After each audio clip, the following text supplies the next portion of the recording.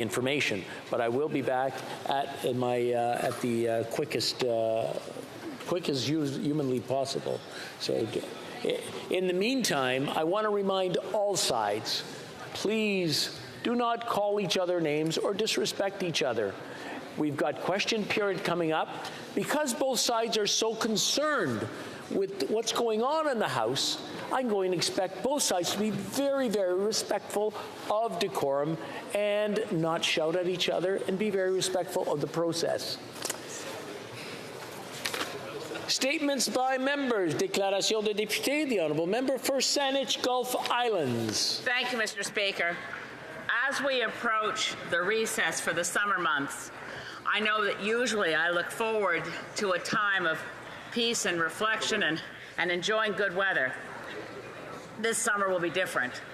Due to the baked-in increase in temperatures due to our addiction to fossil fuels and our failure to act, we are going to have a rough summer. And to all of my colleagues and everyone in their constituencies, I hope that they're spared climate events that are terrifying. We know that the rest of the summer will continue hot and dry. That means more forest fires, but will also in some places be hot and wet. The Atlantic Basin is hotter than it's ever been, and that suggests we're going to have a worse hurricane season. We're looking at climate threats of all kinds, and at this point we can only ask that we take care of each other, fortify our communities in resilience, and finally act to address the climate crisis. The Honourable Member for Scarborough-Gilwood. Thank you, Mr. Speaker. Last month, S211, fighting against forced labour and child labour in supply chains, passed this House and received royal assent. The bill is now law and is designed to rid our supply chains of slave products. Simultaneously, in the town of Markham, Sheen, a company notorious for selling products made by slaves and cheap labour, cheap prices, opened up a 170,000 square foot distribution facility. Ordinary citizens have been protesting on the streets of Markham against having such a company in their community. It's intended that S211 will be fully operational by this time next year, and the executives of Sheen will have to file a compliance transparency statement to the Government of Canada. The additional question, Mr. Speaker, is how did a company with such a notorious reputation get a building permit for a 170,000 square foot facility in Markham? Does no one care? Or is the cheapest product, any place, any time, the law of this land?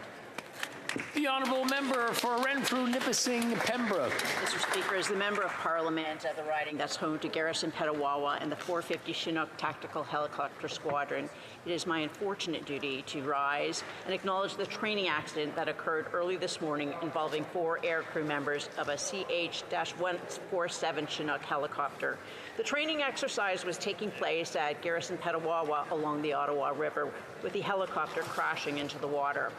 At the time I received this information, 2 flight crew members have been rescued and 2 are unaccounted for. As a representative for the close-knit military community at Garrison Petawawa, we all feel the effects whenever tragedy strikes any member of our military family. To the families of the 450 Chinook Helicopter Squadron and the families of the aircrew, the prayers and best wishes of the nation are with you at this time.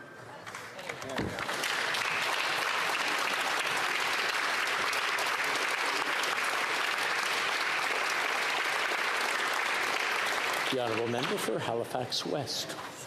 Mr. Speaker, yesterday was National Sickle Cell Awareness Day.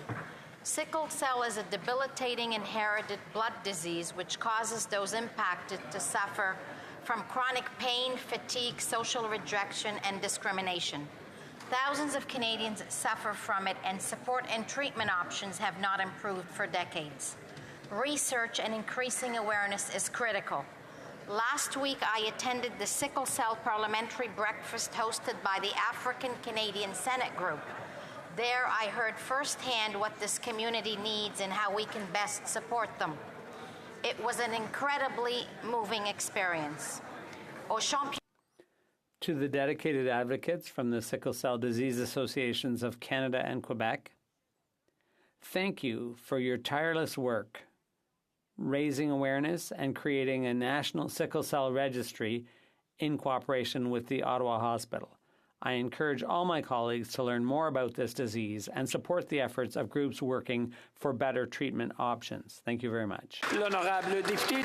The Honourable Member for Longueuil-Saint-Hubert. Mr. Speaker, you know, I'm not trying to brag, but I sincerely believe my riding is home to some of the most incredible people in Quebec. People who are deeply involved in their community. Among them are three exceptional people whose work I'd like to highlight today as they are about to retire. François Picard is taking his leave on June 30th after 41 years in Quebec's weekly newspaper industry. Sergeant Lionel Bourdon of the Longueuil Police Force, who retired a few days ago after 58 years of loyal service, if you can believe it, becoming the longest-serving police officer in Canada. And finally, Hélène Bordelot of the South Shore Homelessness Roundtable, who has worked with community organizations to strengthen the social safety net for nearly 40 years. I'd like to tell them today in front of all my colleagues here what inspiring people they are and how their work has made all the difference for the people of Longueuil-Saint-Hubert. Thank you. The honourable member for Mississauga East Cooksville. Mr. Speaker, I rise today to honor the life of Bolesław Julius Fuyarchuk, who passed away June 6th in his 99th year after a long, remarkable life. From proudly serving during the Second World War to earning notable commendations such as the Polonia Restituta Cross, British Defence Medal, and the British Service Medal, to becoming a successful businessman and prominent community leader, Bolesław lived an extraordinary life. Although involved in many Polish organizations in Canada, the most notable involvement he had was in founding the St. Maximilian Kolbe Church and the John Paul II Cultural Center in my riding of Mississauga East Cooksville. Our thoughts and deepest sympathies are with his loved ones and the entire family at this trying time, in particular his children Richard, Teresa, and Theodore. On behalf of the people of Canada, I thank Bolesław Julius Fuyarchuk for his services. May he rest in peace. Thank you, Mr. Speaker. The honourable member for Leeds, Grenville, Thousand Islands, and Rideau Lakes. The saying goes that you can't choose your family. The family that was chosen for me includes my granddad Francis and my late grandma Betty, who passed away 5 months ago. Married for more than 71 years, they dedicated themselves to community and family. Grandma was dedicated as a daily volunteer at Assumption of the Blessed Virgin Mary Parish in Vanier, and Granddad was dedicated in his work with the RCMP and CSIS.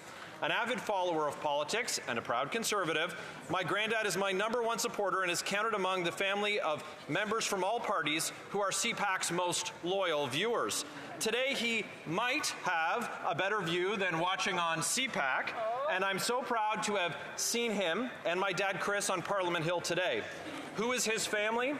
Betty, Greg, Chris, Ann, Audrey, Brian, Elizabeth, Matthew, Sue Lynn, Allison, Kyle, Jeffrey, Vanessa, Neil, Kim, Daniel, Alexandra, Daniel, Aubrey, Luke, Emma, Michaela, James, Nathan, Santiago, Beatrice, Jack, Maggie, Bentley, Paisley, and Keegan.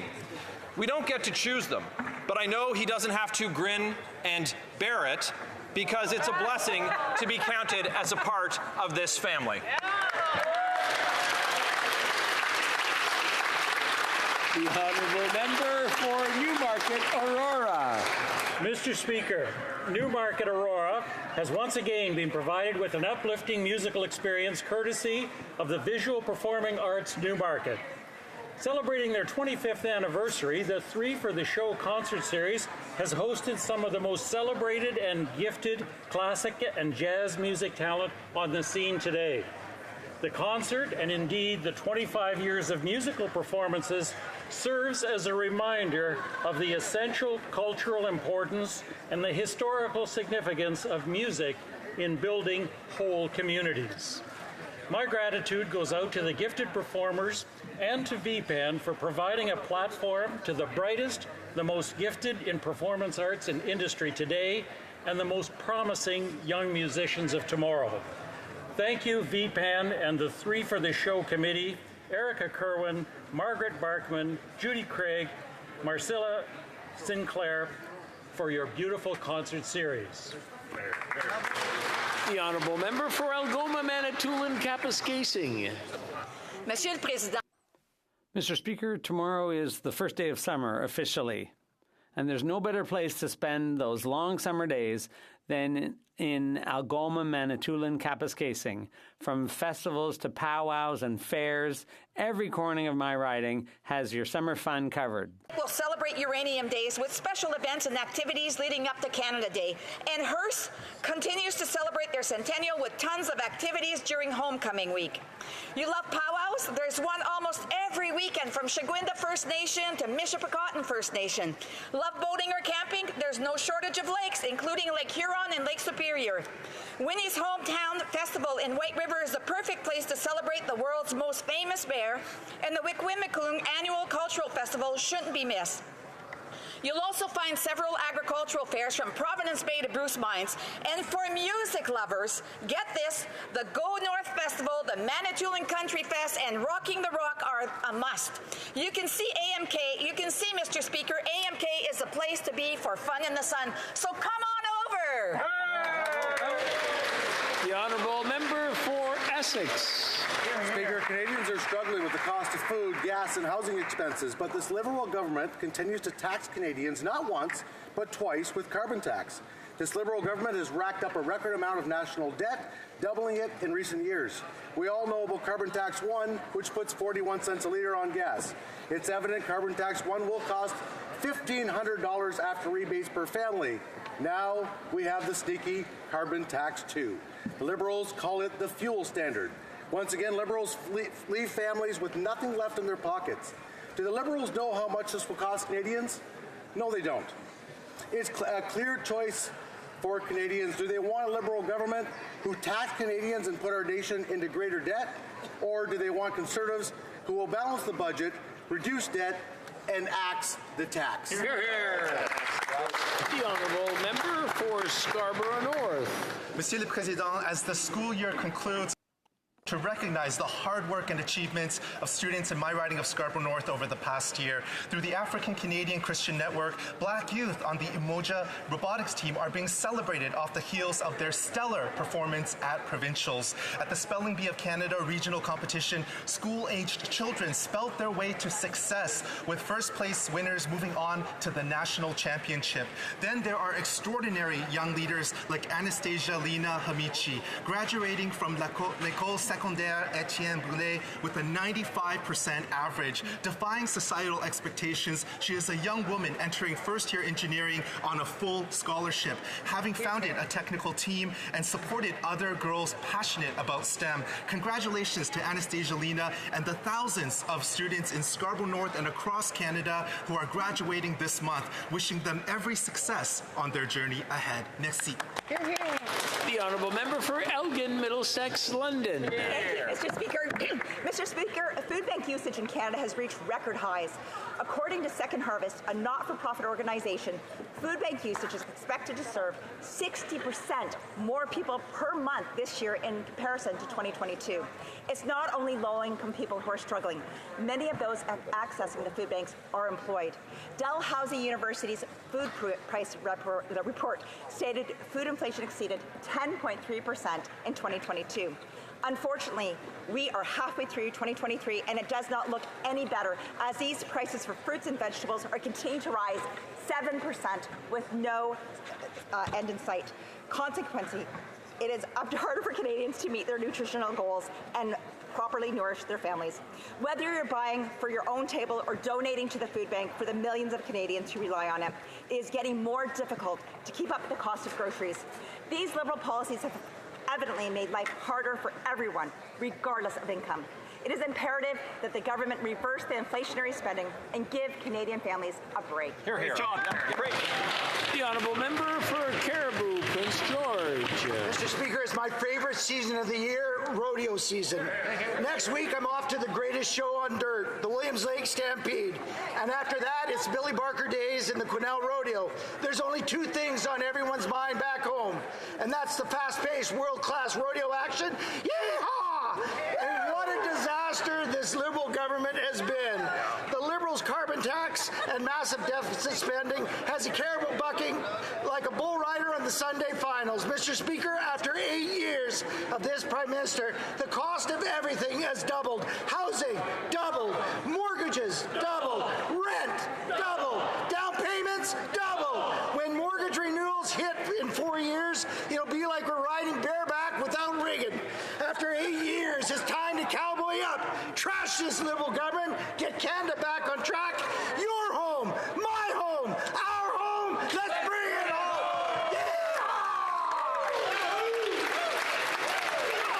The Honourable Member for Kitchener-Conestoga. Mr. Speaker, it's a privilege for a Member of Parliament to introduce a private member's bill, working with colleagues toward a common cause.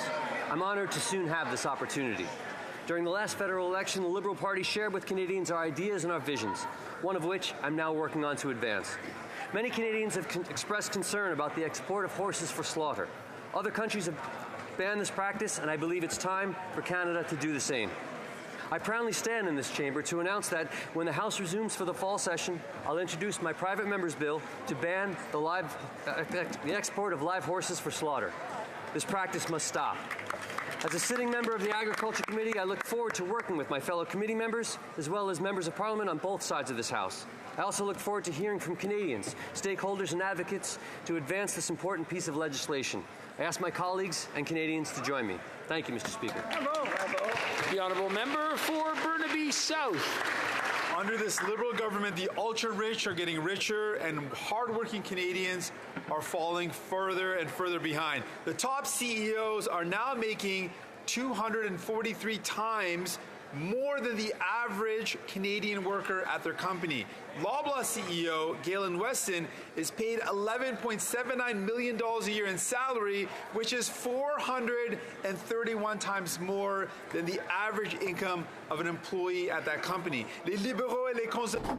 Liberals and Conservatives have repeatedly voted against making CEOs and large corporations pay their fair share. Instead of sticking up for the rich, like the Liberals and Conservatives do, it's time to tip the scales in favor of Canadians. Introduced a plan to fight corporate greed and end outrageous CEO pay. Do Democrats believe, we believe, that Ottawa should work for hardworking Canadians, not wealthy CEOs? Hear, hear. L'Honorable. The Honourable Member for Abitibi, James Bay, Nunavik, AU. Mr. Speaker, the forest fire situation in Abitibi, James Bay, Nunavik, AU has improved some, but it's not over yet. The last evacuees are returning home, but it's too soon to claim victory, as they may have to evacuate again. I'd like to thank all the firefighters who've come from abroad. Excuse me, just a minute. Apparently, the interpretation isn't working. Can you hear it? Est-ce que vous m'entendez en anglais? Est-ce que ça... Do you hear me in English? Is it working? Is the interpretation working? Okay, I'll ask the Honourable Member to start over. The Honourable Member for Abitibi, James Bay, Nunavik, AU. Mr. Speaker, the forest fire situation in Abitibi, James Bay, Nunavik, AU has improved some, but it's not over yet. The last evacuees are returning home, but it's too soon to claim victory, as they may have to leave their homes again if the dry weather continues. I'd like to thank all the firefighters who've come from abroad or other provinces and the Army to help us fight these fires. I'd also like to thank all those who have participated in any way in the evacuation and return process. Many thanks to the mayors of the towns that took in evacuees: Chibougamau, La Sarre, Val-d'Or, Santerre, Quebec City, Roberval, and Chicoutimi. Special thanks to Chantier Chibougamau and Barrette-Chapet, who dug trenches to stop the fires. And finally, a special thank you to the mayors of the evacuated municipalities in my riding. You acted quickly and with remarkable professionalism to take control of this situation. The Bloc stands with you in these difficult times. Thank you. The Honourable Member for Bay of Quinte. Mr. Speaker, you either gain control of your money or your money will control you. Thanks to the wasteful spending of this Prime Minister, Canadians' debt is controlling them with crippling interest rates high. It's a broken promise, empty promises that said that this government would balance the budget, or have Canadians' backs. But since COVID-19, this Prime Minister has spent $205 billion on taxpayer dollars on debt outside of COVID-19 problems, like how he would spend the $27 million in bonuses to CMHC executives in the worst housing crisis in Canadians' history, or $8.6 million to renovate his taxpayer-funded cottage at Harrington Lake, or $210 million to the corrupt and communist Beijing-controlled Asian Infrastructure Investment Bank. Inflation makes Canadians' money worthless, it's theft, and it's a direct result of a reckless government who spent $100 billion before COVID-19. Mr. Speaker, a promise made is a debt unpaid, and empty promises by this government is leaving Canadians with empty wallets. The honourable member for York Centre. Thank you, Mr. Speaker. Mr. Speaker, in 2020, 5,100 Canadian women died from breast cancer. 12% of women in Canada will be diagnosed with breast cancer in their lifetime. They are our mothers, sisters, and daughters. They all are among us. Breast cancer screening is important for women of every age. Screening guidelines must be up to standard and based on science because we know that early detection saves lives. The government recently announced $500,000 in funding for the Canadian Task Force on Preventative Health Care to expedite the update of the breast cancer screening guidelines. This could not have been done without the voices of doctors, patient advocates, and survivors like York Centre constituents Sheriff Barbara Nadina Eisenberg, broadcaster Kim MacDonald, and Ottawa advocate Julie Booker, amongst the many, many Canadian women from coast to coast. We will keep working together to empower women to protect their health and choose evidence-based preventative health tools for early detection. Together, we can and will continue to work towards a brighter, cancer-free future for all Canadian women.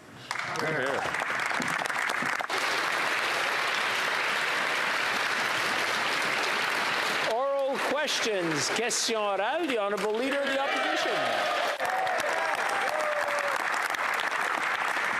Il nous faut rétablir la confiance.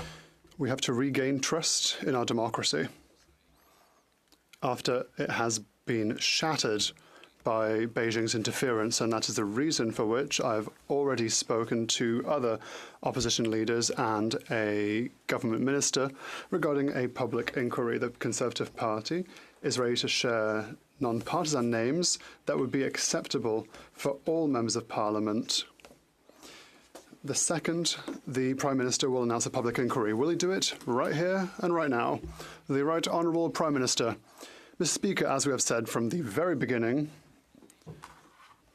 foreign interference should not be a partisan affair, and that is why the Minister for Intergovernmental Affairs in the next few days will continue to consult experts, legal experts and opposition parties in order to define the next steps to follow and the person best placed to lead these operations. Until then, we'll continue our efforts to fight foreign interference in our democracy, as we have done since we arrived in power. We hope that opposition parties will deal with this as seriously as we do. The Honourable Leader of the Opposition. After 8 years of this Prime Minister, Canadians are suffering because of his promises and because of his actions. Émilie Choquette wrote a letter to the Journal de Montréal saying that one family had to sell their home because they couldn't keep up with their mortgage payments. Their payments had gone up from $2,300 to $3,700, so they will no doubt have to lose their house because of the inflationist policies of this government. Will the Prime Minister reverse on that decision? The Right Honourable Prime Minister. Mr. Speaker, we are the government that implemented tangible measures to help families like Emilie's family. It is the Conservative Party that systematically voted against help for dental care that will help young children and will help families, help for low-income renters, help for groceries. These are tangible investments that we're doing right now to help families weather the storm while we build a stronger and more resilient economy with good jobs in the years to come, whilst we're investing in housing. The Prime Minister claimed that the government would take on debt so that Canadians wouldn't have to, forgetting, of course, that it's Canadians who pay all of that debt through their taxes.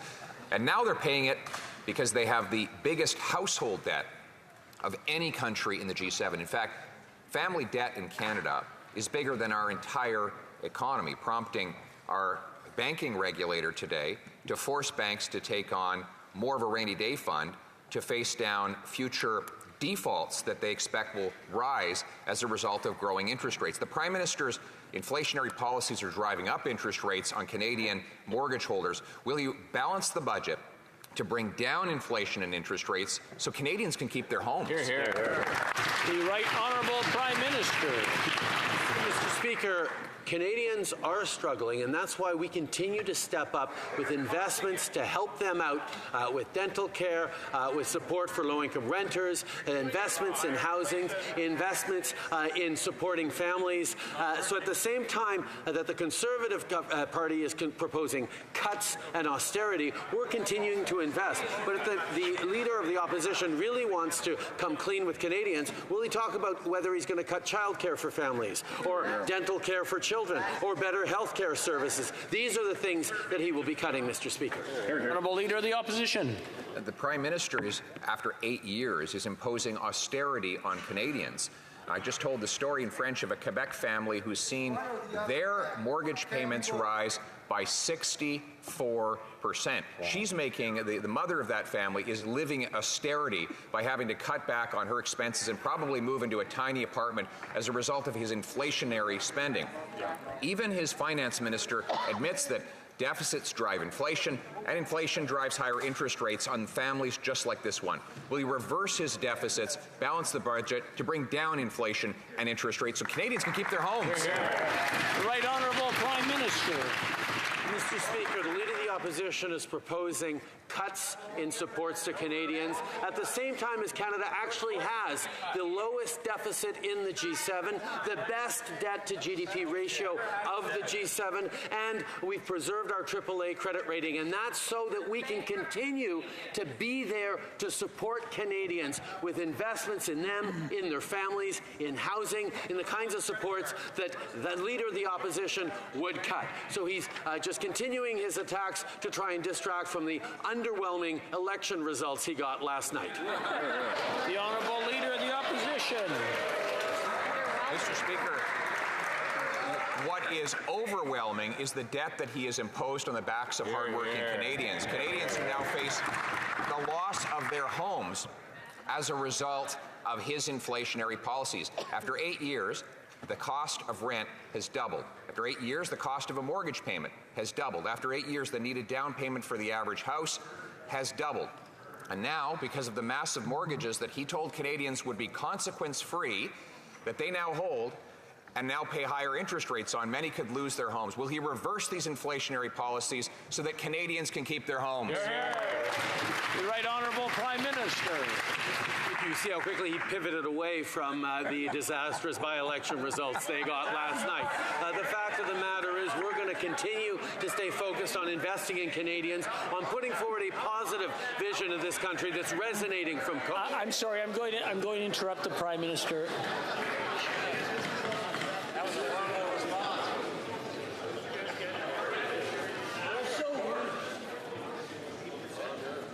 Now, I want to remind the honourable members that this morning there was a dust-up over name-calling and shouting, and after discussions or after hearing a point of order, I really expected everything to be calm, and it started off that way. So I'm going to ask both sides to not... I feel silly standing up here asking you not to call each other names or to yell at each other. But anyways, I'll let the Prime Minister continue. You have the Honourable Prime Minister has 20 seconds left. Put forward a positive vision for Canadians for the future, investing in great jobs, investing in fighting climate change, supporting families through the challenging times they're in right now, while the Conservative Party continues to promote cuts, division, and anger. We're going to continue with a positive vision for the future, Mr. Speaker. The Honourable Member for La Prairie. Mr. Speaker, we are prepared to give the government the benefit of the doubt. Its plan to avoid at all costs a public and independent commission of inquiry into Chinese interference was not, let us say, a great success. His strategy of giving himself a very special rapporteur reporting strictly to the Prime Minister has, as they say, gone rather badly wrong. After that, we saw a sudden openness on the part of the Minister for Intergovernmental Affairs to a public inquiry. But the session is drawing to a close, Mr. Speaker, and frankly, we're beginning to think that the House and the media are being fooled. What are they waiting to trigger this commission? The Right Honourable Prime Minister. Mr. Speaker,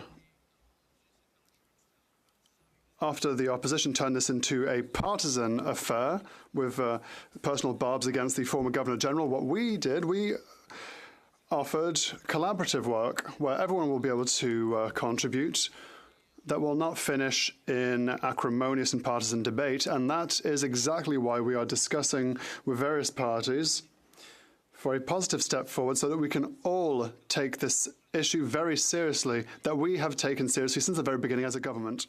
The Honourable Member for La Prairie. Mr. Speaker, the Bloc has held its head high since the beginning. This is a strategy as old as time. Fine words to appease the opposition until the end of the session, in the hopes that the media attention will be elsewhere in the fall. Especially since they could try to convince their good friends in the NDP to settle for a parliamentary committee during the summer instead of a real commission of inquiry. A classic, Mr. Speaker. Vintage. You need a commission of inquiry now, with a speaker appointed now, a chair voted on now by the House. No parliamentary messing around, no poorly carried out work. It's happening now. The ball is in their court. What are they waiting for?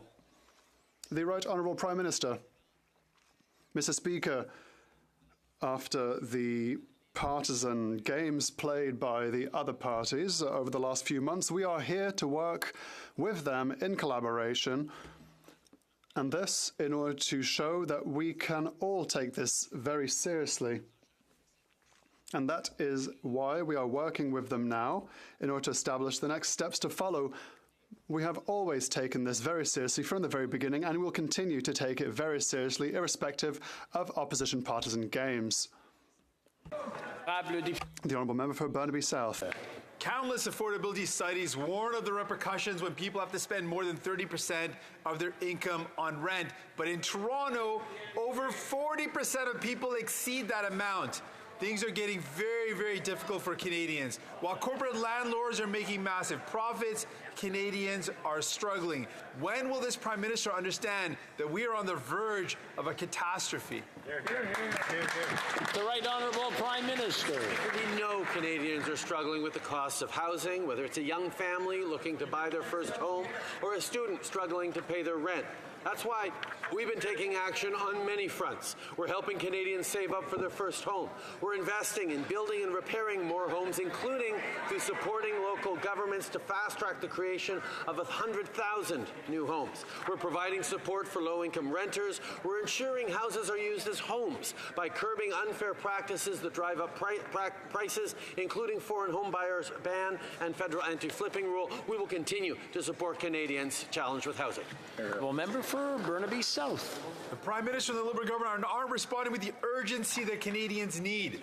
Le 1er juillet. The 1st of July is fast approaching, and in Quebec, July 1st is not only Canada Day, it's also Moving Day. 314 families in need have contacted the Municipal Housing Office in Montreal to report a loss of accommodation. The city expects to have to provide emergency accommodation for approximately 40 families. Will this government, will this Prime Minister finally realise the stress under which all of these families are? The Right Honourable Prime Minister. Mr. Speaker, we continue to be there with programs and projects to help this housing crisis throughout the country. Our plan includes collaborating with municipalities by investing $4 billion to accelerate approvals for house building, creating 100,000 new housing units. We are bridging investments in infrastructure and housing. We're helping Canadians to save in order to buy their first house. We offer assistance to low-income renters. Surplus federal lands are being also reinvested. Speaker, the Minister of Public Safety peddled fiction on his rifle hunting ban. He peddled fiction to a judge. He peddled fiction to the families of the victims of a murderer and a serial rapist. It's either gross incompetence or it's a deliberate attempt by his own staff to protect the minister with plausible deniability. Both seem to be a pattern in this government. They don't read emails, they don't get briefed, they don't know anything. So how many times can one minister peddle fiction in his or her portfolio until the Prime Minister fires somebody in this government? Or maybe the direction is coming from the top. The Honourable Minister for Public Safety. Mr. Speaker, I'll tell you what's reckless to public safety when you have a Conservative Party of Canada who proposes to make AR-15 style firearms illegal again. On this side of the House, we propose to ban them and buy them back to protect our communities. What's reckless, Mr. Speaker, is when you either introduce legislation that is unconstitutional or just filibuster it. That's what's reckless to public safety.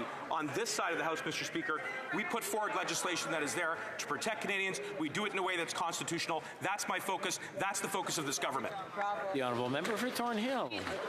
Mr. Speaker, you think at this point he'd stop peddling fiction. He knows that the minister can mandate that offenders like Bernardo can be kept in maximum security. Not the individual, but a class of the most horrific offenders. They know that they can stop it and do something about the transfer, like the last Conservative government did in 2013. The minister actually discussed options with his own staff, but he didn't do anything, and he knew for 3 months. And now they're saying they have a brand new system in place that will tell them what's happening in their own ministries. They owe the families an explanation, but at the very least, he owes this House a resignation. The Honourable Minister of Public Safety. It is preposterous to hear the Conservatives continue to stand up when their record is one of cuts. In their last year of government, Mr. Speaker, in 2014 and 15, they cut $300 million from the Correctional Service of Canada. We put that money back. We continue to invest in that institution so that we can protect Canadians, Mr. Speaker, and that is our focus, protecting Canadians. The Conservatives can go on with cuts. They can go on with filibusterings. Canadians will see that through all of that. On this side of the House, we'll continue to focus on protecting Canadians. The Honourable Member for Calgary-Midnapore. Mr. Speaker, Canadians are wondering why this Prime Minister hasn't done more to safeguard our democratic systems. We know that he was briefed on foreign interference 6 times in the last 5 years. We know that members in this very House have been intimidated by Beijing. And we know that on 2 occasions, this House has directed the Prime Minister to have a public inquiry on foreign interference. So will he commit to having a public inquiry on foreign interference today?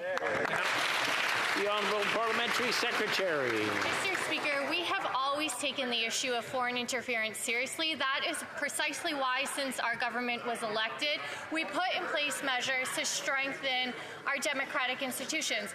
We're continuing to work with opposition parties because Canadians expect all people in this place to put partisanship aside and put the values of protecting our democracy at the forefront. Mr. Speaker, members opposite can laugh, but we take foreign interference very seriously. Very much. The Honourable Member for Calgary-Midnapore. Mr. Speaker, it's evident they don't take it seriously. After 8 years, this Prime Minister has yet to call a public inquiry into foreign interference. In fact, he continues to stand in the way, enjoy the status quo, because it benefits the Liberals. 7 months, and all he did was appoint a special rapporteur, one who had to resign as a result of a conflict of interest. That's right.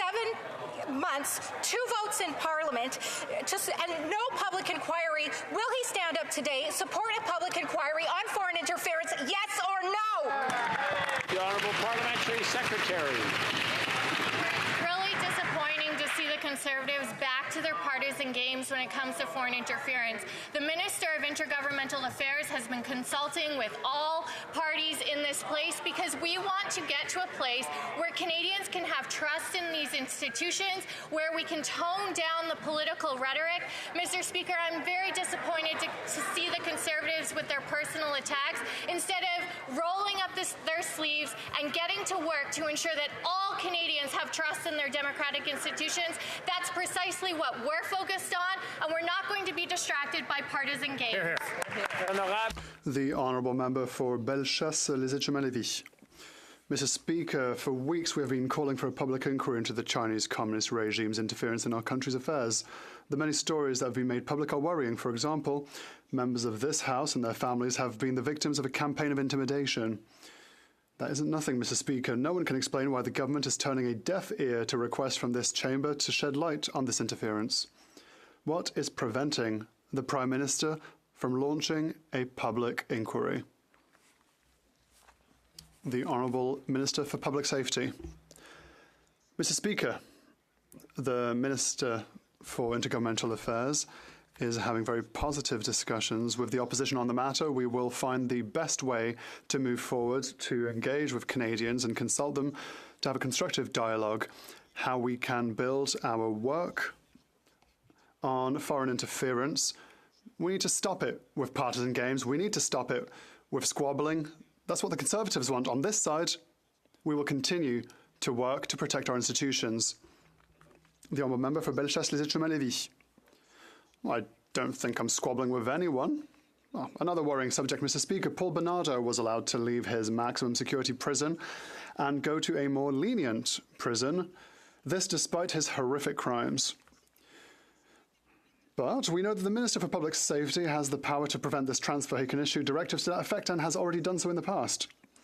Yet he refuses to do so. This adds to his long list of poor decisions. Does the Prime Minister still have confidence in his Minister for Public Safety? The Honourable Minister.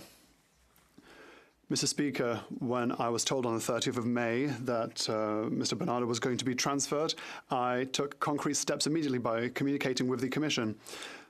Now there is an inquiry happening. I also published new instructives and directives to the department in order to make sure that victims are being informed before this kind of decision is made in the future, and will continue to make investments necessary to protect our communities. Thank you. The Honourable Member for Longueuil-Saint-Hubert.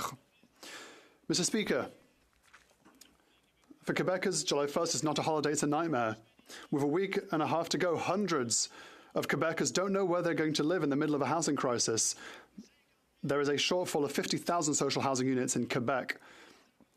Just imagine, and the Parliamentary Budget Officer concluded already in 2021 that if we rely on Ottawa's funding, there won't be any more.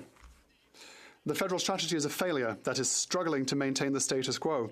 In other words, there'll be no more housing available tomorrow than there is today. Faced with a housing crisis, when will this government finally launch an actual effort for this crisis? The Honourable Minister for Canadian Heritage. Mr. Speaker, the Bloc Québécois is saying that the 1st of July is a nightmare. Well, I take that as an insult to Canada. This is a country that is celebrated throughout the world, a country where we can live with dignity, where governments are here to support their society, a country that is in solidarity, where we can help each other. We can be different, but be equal, and we can cohabitate together. I know that the Bloc Québécois wants to get rid of Canada, but Canada will always be there, today and tomorrow, even if they don't like it on the Bloc side. The Honourable Member for Longueuil-Saint-Hubert. Mr. Speaker, I asked the Minister to walk around Longueuil on the 1st of July to see if it's a dream or a nightmare. Their investments are just enough to maintain the status quo. Just that. There is no more affordable housing than before. Tell that to the families of Greater Montreal who are competing with the federal government for the same increasingly expensive housing. Tell that to the people of Rimouski, Granby, Drummond, with a 0.4% vacancy rate. If you find a place there, you're lucky enough to buy a lottery ticket as well. Mr. Speaker, this housing crisis is unprecedented. When is the federal government going to invest to finally tackle this crisis? The Honourable Parliamentary Secretary.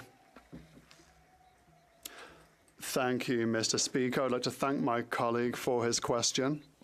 What I would have to say to him is that I went throughout Quebec recently, and I'm very much aware of vacancy rates, and that is exactly the reason for which we have created an accelerator fund for municipalities, and they are over the moon to have this fund. They will be able to immediately apply to this fund, and we will continue to be here to increase affordable housing in Canada. The Honourable Member for Longueuil-Saint-Hubert. Mr. Speaker, low supply in the rental market has disproportionately affected low-income tenants. It isn't the Bloc Québécois saying this. It's a quote from the CMHC in its annual report. The federal corporation itself has noted that the federal strategy is abandoning the least well-off. When it comes to housing, we need 1% more, not housing reserved for the 1%. 1% of federal revenues and income invested in housing, with Quebec's share transferred to build social and community housing. In the midst of a housing crisis, 1% isn't asking for too much, is it? The Honourable Parliamentary Secretary. Thank you, Mr. Speaker. I would like to remind the Honourable Member that housing is provincial. And we are very happy to be able to work hand in hand with provinces and municipalities, as opposed to this party on the other side of the House that insults municipalities. We want to work hand in hand with all municipalities and all stakeholders in order to deliver the housing that everyone needs, Mr. Speaker. Thank you. L'honorable, the honourable member for Battle River Crowfoot. Thank you, Mr. Speaker. From big cities to small towns, everyone is paying the price of liberal inflationary deficits. After 8 years of that Prime Minister's spending, Canadians are feeling the pain.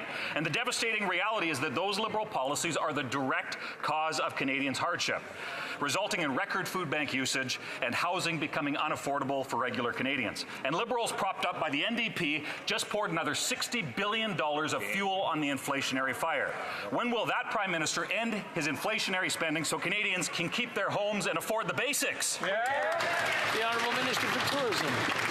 Speaker, last night voters in Winnipeg, in Montreal, and in historic numbers in Oxford showed up to vote against the reckless austerity, partisan populism, and ugly American-style attacks of the Conservative Party. You know, thousands of Canadians, Mr. Speaker, looked at the Twitter attacks, the video stunts, and the artful alliterations of the Conservative leader, and they saw it for what it was, Mr. Speaker. They opted to support a real plan to support Canadians to invest in communities and build an economy that works for everyone. The honourable member for Battle River Crowfoot.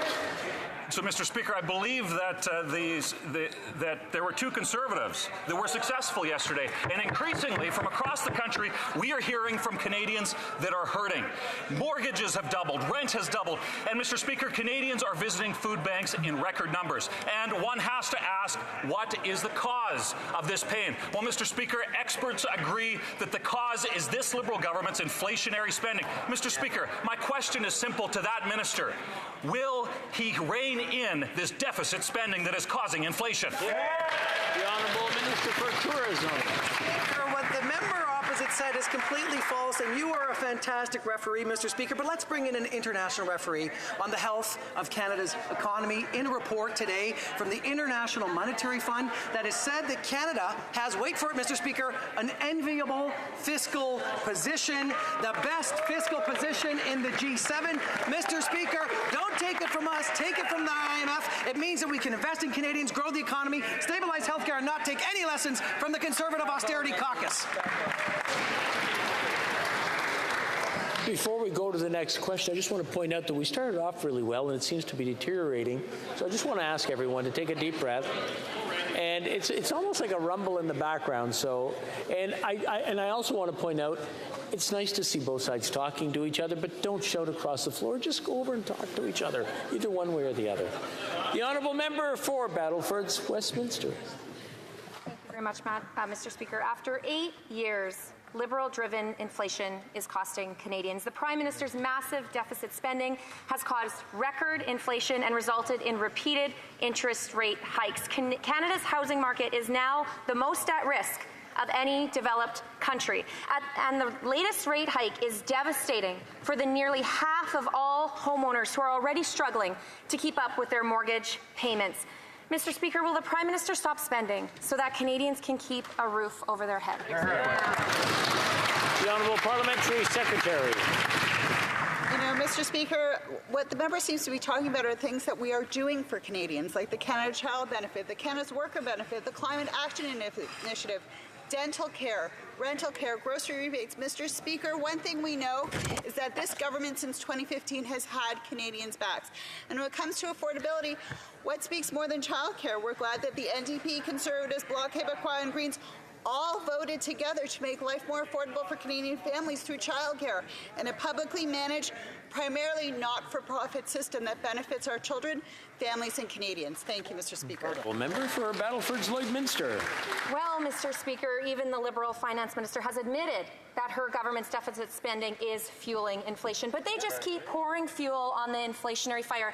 And after 8 years, Canadians cannot afford it.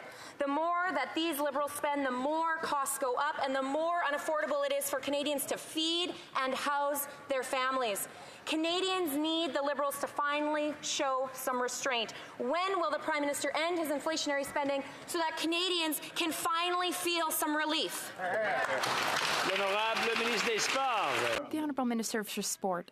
Mr. Speaker, Canadians remember what the Conservative solution was before 2015. When times are tough and there's economic uncertainty, their solution is to cut.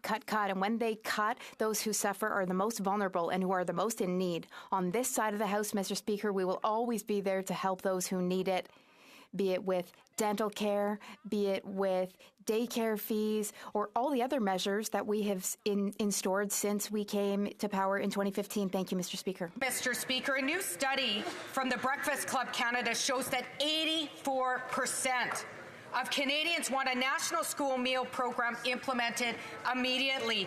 The Liberals promised to create the program 2 years ago, but they still haven't delivered. Meanwhile, schools are cutting services like feed kids because they can't afford to pay for the program because of the rising cost of food. When will the Liberals keep their promise and implement a national school meal program?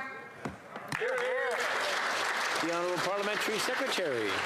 Thank you, Mr. Speaker. And we know that times are tough for Canadian families right now, and we know that we need to ensure that our most vulnerable, our children, are protected.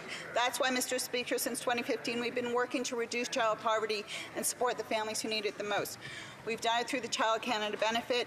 We've done it through other measures, including affordability and childcare, and we will continue to work, Mr. Speaker. We know that the school food programs are important, and that's why we continue to work together across the aisle to ensure that we meet the needs of Canadian children. Thank you. Well done. The Honourable Member for Edmonton-Griesbach. Edmonton now has one of the fastest growing monthly rent prices in the country, increasing nearly 16% over the last year. Young people can't keep up and Liberals aren't doing anything. They won't protect young people from corporate landlords who are handing out eviction notices to jack up the rent. They are not invest properly into building affordable units, and they're leaving young people to fend for themselves while corporate landlords keep getting richer. Mr. Speaker, will the Liberals invest in safe, affordable, community-based housing so young people can actually afford to rent in Edmonton? The Honourable Minister. The Honourable Parliamentary Secretary. I thank my colleague for his question. Indeed, across the country, Canadians are struggling to pay rent or even to find housing for themselves that they can afford. We have committed to building more housing units faster, but also we're going to crack down on rent evictions. Thank you, Mr. Speaker. The Honourable Member for Madawaska-Restigouche. Thank you, Mr. Speaker. The modernization of the Official Languages Act has just passed third reading in the Senate. In my opinion, this is a major step towards the substantive equality of our two official languages. Could the minister tell us what advancements this legislation will allow in order to better support official language minority communities, promoting our two official languages, and protecting French from coast to coast to coast? The Honourable Official Languages Minister. Mr. Speaker, good news. The Senate just confirmed royal assent for Bill C-13. I'm very proud of the work we have accomplished to modernize the Official Languages Act. With this act, we will have better tools to halt the decline of French and to better protect our official language minority communities. Among other things, this law will require the adoption of a Francophone immigration policy. It will strengthen the powers of the Commissioner of Official Languages, and it will give new tools to OLMCs to ensure their vitality. Mr. Speaker, it's a great day for official languages. Member for Foothills. After 8 years of this government, Canadian farmers are literally paying for the Liberals' carbon tax failures. Canadian farmers will pay $150,000 a year in carbon taxes alone, but the Liberals haven't hit a single emissions target. So what's better than making farmers pay for one failed carbon tax? How about two? On July 1st, the Liberals are introducing a second carbon tax. Will increase the price of feed, fuel, and fertilizer, which will also drive up the cost of food at the grocery store. With more than 8 million Canadians already relying on a food bank every single month, my question to the government is how many farmers are going to go bankrupt, how many Canadians will go hungry paying for another failed carbon tax? The Honourable Minister for Agriculture. Thank you, Mr. Speaker. Once again, my colleague is twisting the facts. He's talking about a typical farm of 5,000 acres, but the average farm in Canada is 809 acres, and he is assuming that agriculture producers will do nothing to reduce emissions, but they're working very hard on that. They're among the first to try to adopt good practices, new technology, get the information, and we're helping them with $1.5 billion. Thank you, Mr. Speaker. The minister isn't denying that Canadian farmers are being punished with 2 carbon taxes. And in fact, they're facing the highest inflation rates in 40 years. And nowhere is that more acute with the price of food, which is already up 10%. But rather than offering support for Canadians, the Liberals are doubling down with a second carbon tax.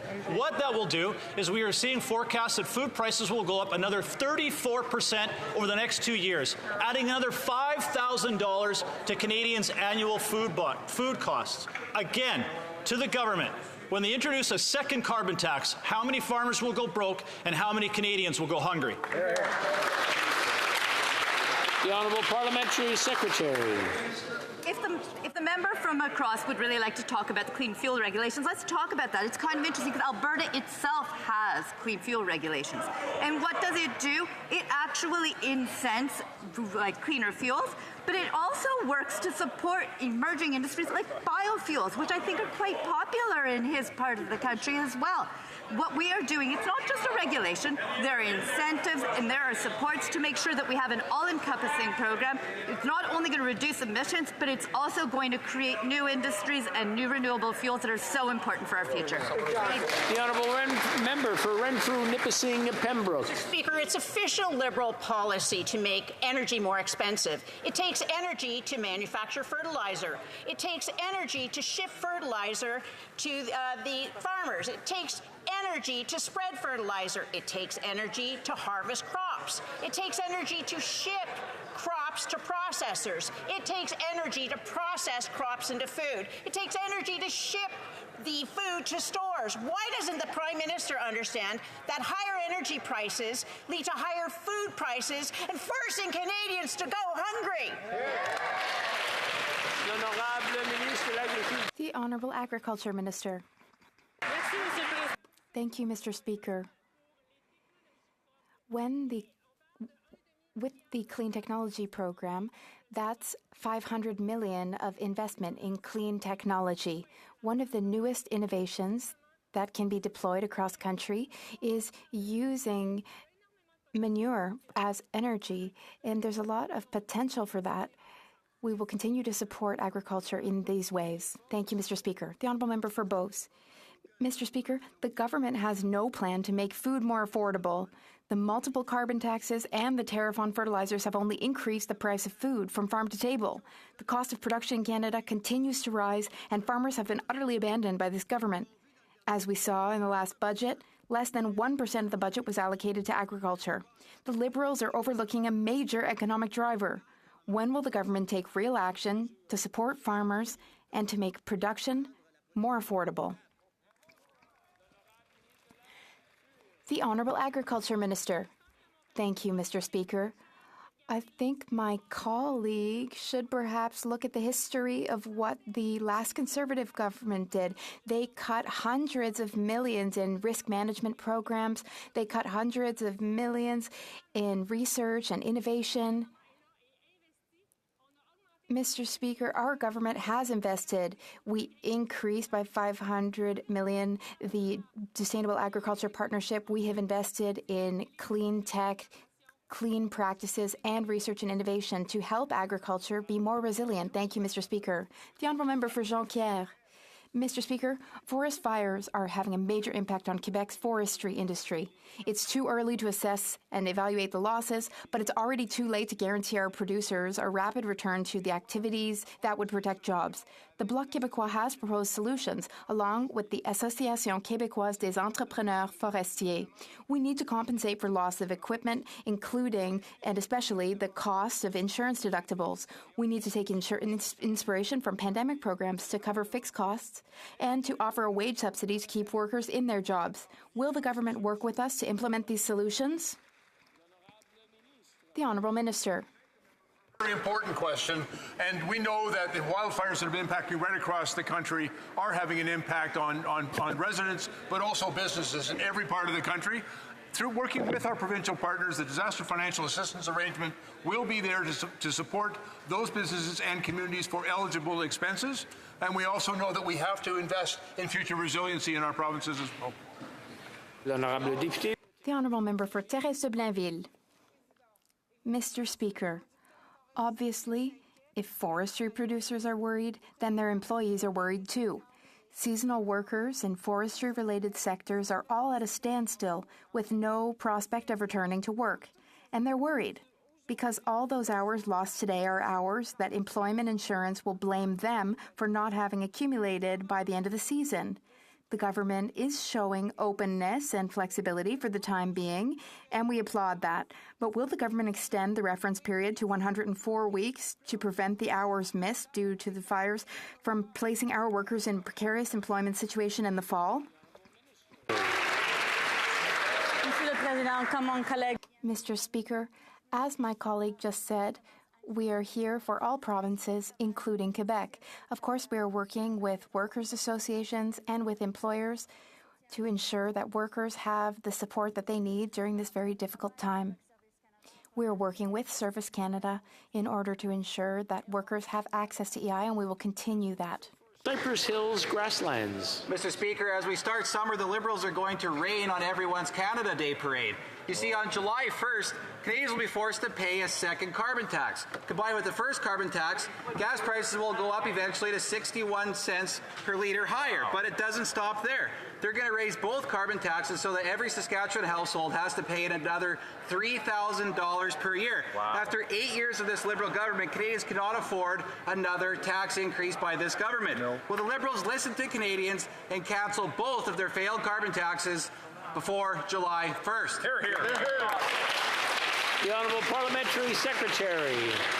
Mr. Speaker, again, if the member opposite wants to talk about clean fuel regulations, let's do that. I thought the party opposite was really interested in technological solutions to climate change. Well, let's talk about how clean fuel regulations help to drive clean technologies. That means better biofuels, developing through hydrogen, all of which supports our economy of the future. It's very important that we take the steps. It's not just one thing in isolation. It's the fact that we have a clean fuels fund that helps to support people. We'd have an all-encompassing framework that covers all sectors of our economy so that we can plan for a strong economy in the future. The Honourable Member for Cumberland Colchester. The Nova Scotia forestry industry employs thousands. This is a traditional way of life and a major employer for rural communities.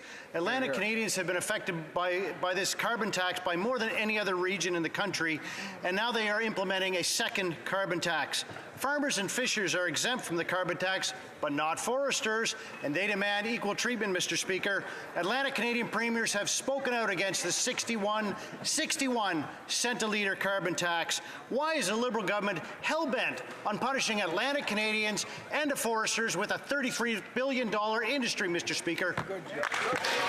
The Honourable Minister for Natural Resources. Thanks very much, Mr. Speaker. It is certainly important that parties around this House actually have a plan to address climate change, but we must do so in a manner that is affordable.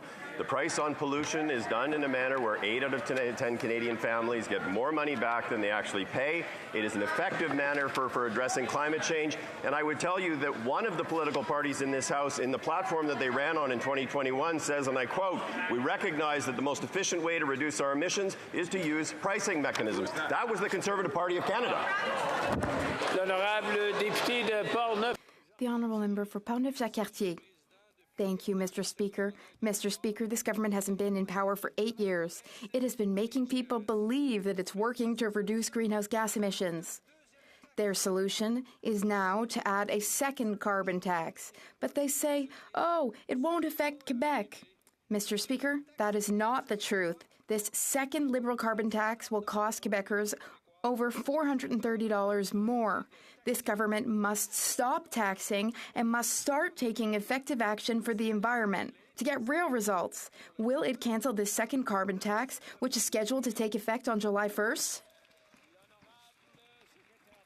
The Honourable Parliamentary Secretary. Mr. Speaker, first, I'd like to say that when we take stock of our GHG emissions, they are decreasing. Our action is having an effect. and will continue to lower our emissions. But that's not all. When it comes to clean fuels will also help the economy. So we are doing two things at the same time. There's regulation, but there's also additional support to use clean fuels, and that's very important for our economy as we transition toward a green future. City. Thank you, Mr. Speaker. The last 2 years have put our transportation sector through a lot, from the COVID-19 pandemic to extreme weather to the Russian war on Ukraine. As we head into another busy summer travel season, could the Minister of Transport provide us an update on what our government is doing to support Canadians build and build a strong federal transportation sector? Thank you. The Honourable Minister of Transport. Mr. Speaker, my honourable friend is correct. The aviation sector around the world has experienced significant disruptions over the last couple of years, and Canadian workers and travellers felt it here at home. We promised Canadians to take actions on lessons learned. So far, we've strengthened passenger protection rights. We are working to modernize CATSA, and today I had the honour of tabling Bill C-52 that will enhance service standards for airports and airlines and enhance transparency. This is great news for Canadians, Mr. Speaker, and I look forward to working with my colleagues on advancing this important legislation. The Honourable Member for Montmagny-Lys-Lès, Kamouraska, Rivière-du-Loup. Mr. Speaker, the carbon tax is having an impact across the country, the whole country, even in Quebec, despite what the Minister and the Prime Minister claim. As if that weren't bad enough, the government is going to impose an additional tax, a second tax on carbon, starting July 1st. Quebec families will pay an average of $436 a year for this new measure, which they do not at all need. We know that families are already struggling to make ends meet, so will this Prime Minister show some common sense and drop this new tax? The Honourable Minister of Sport. Mr. Speaker, I'm so disappointed to hear Conservative colleagues from Quebec talk about cancelling carbon pricing, carbon tax, because climate change has a cost. There are costs in Quebec and everywhere in Canada, especially those who are currently affected by wildfires. So Conservatives in 2021 campaigned, in fact, on pricing pollution. So they are going back on their word and on their promises. On this side of the House, Mr. Speaker, we will continue to fight climate change. I would like to remind the members that when they are reading from a paper, they should not hit the papers. Member for Coast of Bay Central, Notre Dame. Mr. Speaker, these Liberals have had 8 years of blaming everyone and everything for their failures. They failed yet again. This time they failed to release quotas for Northern Cod, East Coast Capelin, mackerel, and southwestern Nova Scotia herring on time. Harvesters and processors cannot count on this minister to deliver decisions that their livelihoods depend on.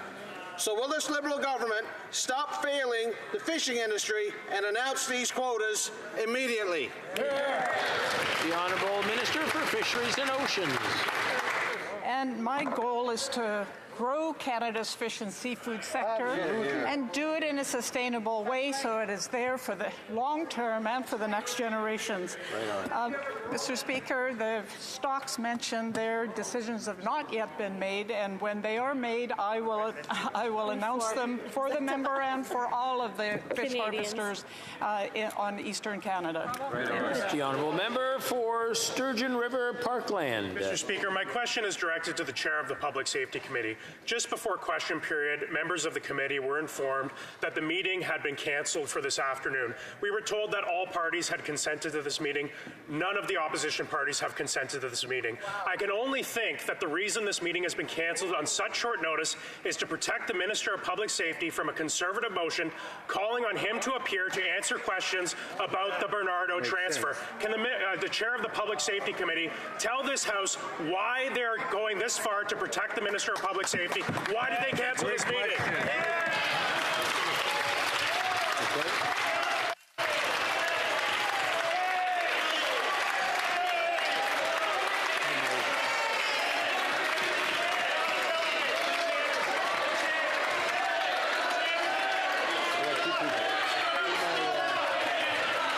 The Honourable Government House Leader. Speaker, what we've seen... Order. Order. Order. Order. Can I have the person who's going to answer the question please stand up? The Honourable Government House Leader. Mr. Speaker, what we've seen, unfortunately, over the last 3 weeks is a party that is bent on obstructing everything at every turn. Whether or not it's pretending to have technical problems they don't have, or raising phony points of order, or screaming and yelling when others are trying to talk and have the floor. They know very well that the decision in question was made independently by corrections, and what they are covering up is the ability for this House to do its work on behalf of Canadians. Well, Mr. Speaker, we will not be deterred. We will continue the business of this nation. We will adopt the legislation that is needed, and we will be there for Canadians. The Honourable Member from Châteauguay-Lacolle. Mr. Speaker, a free and independent press is vital to our democracy. But last week, we found out that 1,300 families have been affected by Bell's layoffs. While online platforms and web giants benefit from access to the Canadian market, they have no responsibility toward our local Canadian artists, creators, and media. This is another example of why we need Bills C-11 and C-18 to ensure that web giants pay their fair share to our local media. Can the Minister of Canadian Heritage tell the House how our government is committed to defending our democracy by supporting the Honourable Canadian Heritage Minister? Mr. Speaker, I'd like to thank the member for Châteauguay-Lacolle for her question and for her absolutely incredible work. C-18 is crucial to save our newsrooms. It's crucial for ensuring that web giants pay their fair share. But every step of the way, Conservative politicians have filibustered to block the passage of C-11 and C-18 because they would prefer to defend web giants than to defend Canadians, jobs, and a free press. But on this side of the House, we will continue to stand up for democracy. We've always done it, we're doing it today, and we will continue to do it. Thank you, Mr. Speaker. Mr. Speaker, rising food prices are putting pressure on families. The Edmonton Food Bank has had to cut the amount of food in their hampers by 25% to meet demand, and 40,000 Albertan kids who get lunch at school will go without once the school rises for the summer. Grocery CEOs are making millions in surplus profits, and this government is doing nothing to help Canadians. Now, while the Prime Minister and the Leader of the official opposition have private chefs and fridges full of food, Canadian children are going hungry. When will the Prime Minister finally start tackling corporate greed and implement a windfall tax? The Honourable Parliamentary Secretary. Mr. Speaker, we understand that food security has been on the rise and continue to make investments to support those facing hardships. We've made significant investments for Canadian families through targeted social programs and income supplements like the CCB so that families don't need to make difficult choices when it comes to food and other essential needs. We've made funding available to food banks and charities, and we'll continue to address the work of food insecurity, including delivering on our National School Food Policy Program. Prime Minister highlighted this priority in his mandate letters to both the Minister of FCSD, Agriculture and Agri-Food. We will continue to work for Canadians, Mr. Speaker. Well, member for Skeena-Bulkley Valley. Mr. Speaker, the other day I got an email from the owner of Grizzly Jim's, a general store in Topley, BC. Like hundreds of thousands of other small business owners across this country, he accessed the Canada Business or Emergency Business account to keep his doors open during some of the most difficult times this country has seen. But revenues still haven't fully recovered, and now small businesses are facing the added pressures of inflation and a tight labor market. There's a simple way that the minister can help businesses like Grizzly Jim's, and that's to extend the repayment period for the CEBA business loans by an additional year. Will the minister do this? The Honourable Minister for Small Business. Mr. Speaker, I want to thank my honourable colleague for that really important question and for his advocacy and all of ours in this House for small businesses across the country. What has been really heartening is to see the almost 1 million small businesses get through the pandemic with the CEBA loan. We have, of course, been in touch with many of the businesses, some of whom we know are still having a tough time. But throughout this period, I want to thank the Canadian small businesses for their resiliency, and we'll continue to keep working on this very issue. Thanks, Mr. Speaker. I'm afraid that's all the time we have. C'est tout le temps que nous avons pour la période de questions. This is all the time we have for question period. Opposition whip is rising on a point of order. Point of order, Mr. Speaker. I've just received a notice that the chair of the Standing Committee on Public Safety has unilaterally cancelled their meeting this afternoon. The committee was scheduled to meet to begin clause-by-clause study of Bill C-20, government legislation regarding a complaints process for the RCMP and CBSA. Conservatives have given notice of motion to call the Minister of Public Safety to appear on the Bernardo transfer travesty. I call on all party whips to manage the resources of the House in a way that reflects the priorities of this House. Thank you, Mr. Speaker.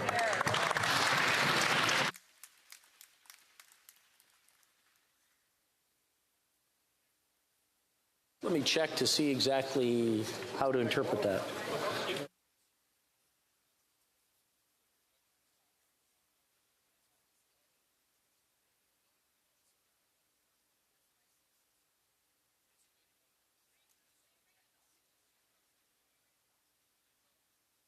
Another point of order, the honourable member for Elmwood-Transcona.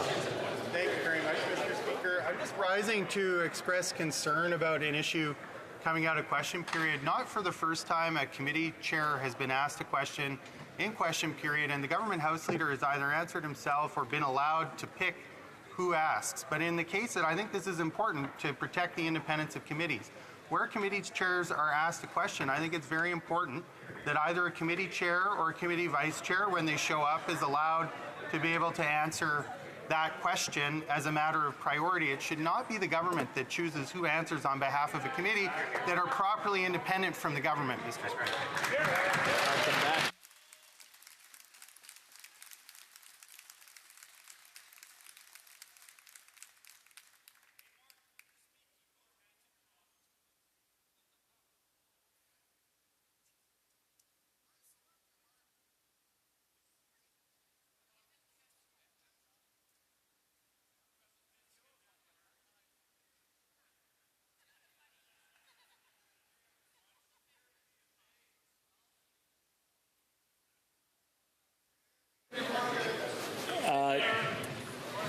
The honourable member for Kingston the Islands. Mr. Speaker, I was just going to add to that although I would agree with the member that there are certain circumstances in which a chair would be asked to a question, the content of the question is what's key here. It has to be about the schedule or the agenda of the committee. It can't just be about any issue that they want. So I would encourage you to consider that when. Order. The honourable member of Kingston the Islands, please continue if you want to. If I can have your attention, please. I just consulted with the table, and the rules are, if the chair of the committee stands, then that person gets... One second, please. Let me apologize in earnest, please. Give me a chance. So I want to say that two people were up, and I recognize the House Leader. Unfortunately, that wasn't the proper, according to rules, I should have recognized the chair of the committee. For that, I apologize, and we will know for next time. Thank you.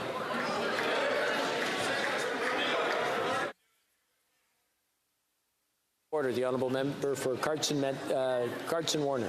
Medicine Hat, Carson Warner, Speaker. Thank you. Just to point that out, two things. First of all, I would ask for unanimous consent for the chair of the Public Safety Committee to actually answer the question that was posed to him, number one. Number two, Chair, I would also ask for unanimous consent to present the notice of meeting that was published by the SECU committee, speaking to the 9 witnesses, the 7 to 9 witnesses that we had scheduled for this afternoon at the meeting. Thank you very much, Chair. All those opposed to the honourable member moving the motion will please say nay. Nay. Unfortunately, we don't have unanimous consent. Very good. There's no more points of order. It being 3:20, pursuant to order made on Thursday, June 23rd, 2022, the House will now proceed to the taking of the deferred recorded division on the motion at report stage Bill C-42. Convoquez les députés. Call in the members.